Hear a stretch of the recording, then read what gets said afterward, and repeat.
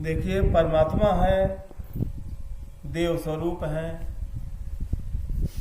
इतनी बड़ी रचना करने वाला जो सृष्टि को रचना कर दे, जो हर पशु पक्षियों को की भाषा समझ जाए, और वो भाषा हम लोगों को भी एक भाषा, रामायण नाम की एक भाषा लिख दिए कि उसी भाषा से हम लोग भी भाषित हो रहे हैं।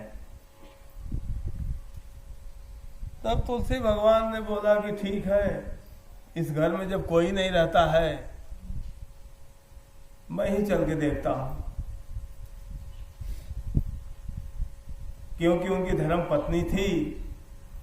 अब आने के बाद तो याद आता है कि भाई उनका क्या हुआ। गए, घर में घुसे, जाके देख रहे हैं, कोने में एक औरत बैठी है, एकदम एक मुद्रा में बैठी हुई है, एक ही मुद्रा में। वही कपड़ा पहने हुए बैठी थी जो घर त्यागने के बाद तुलसी भगवान ने वस्त्र देखा था।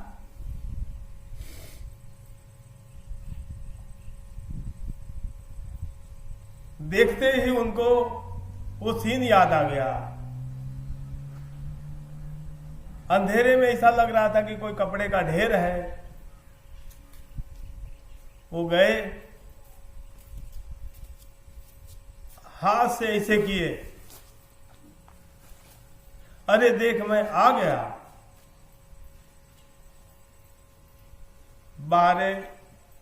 भारत की नारी अनसुईया, सावित्री और सीता की कहानी तो हम लोग जरूर सुने हैं, लेकिन कलयुग में हमने तुलसी भगवान की नारी का जो चरित्र सुना, मन विह्वल हो गया।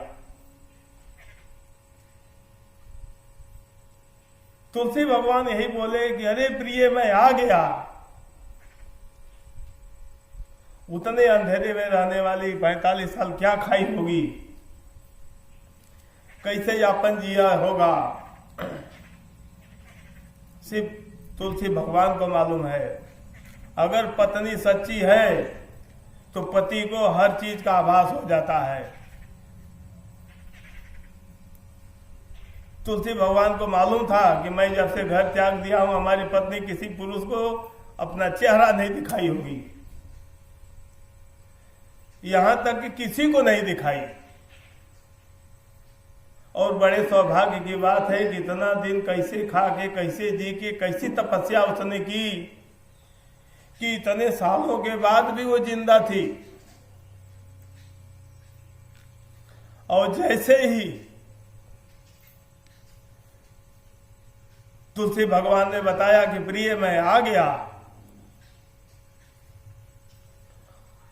वो नारी अपना नजर उठाई, जैसे ही दर्शन की वैसे ही उसका प्राण पखेरु ब्रह्मलीन में विलीन हो गया। तब जाके गांव वालों को मालूम पड़ा कि यहाँ एक सती देवी रहती थी, हम लोग को पता नहीं, आज वहां पूजी जाती है। सती मैया के नाम से उनकी पूजा होती है। तो ऐसे थे तुलसी भगवान जो अपने भक्ति से बाहर जाकर भक्ति किए, लेकिन गांव के घर के पवित्र स्थान तीर्थ स्थान बना दिए। तो ऐसे ऐसे संतों की महिमा है। संतों की बहुत लंबी कहानी है, बहुत लंबी कहानी है। हर संत के पीछे कोई न कोई रहस्य है। हमारे पास एक संतों की गौरव गाथा है, जिनको पढ़ना होगा ला के पढ़ेंगे, जिनको चाहिए मैं उनको दे दूंगा। एक हफ्ता 10 दिन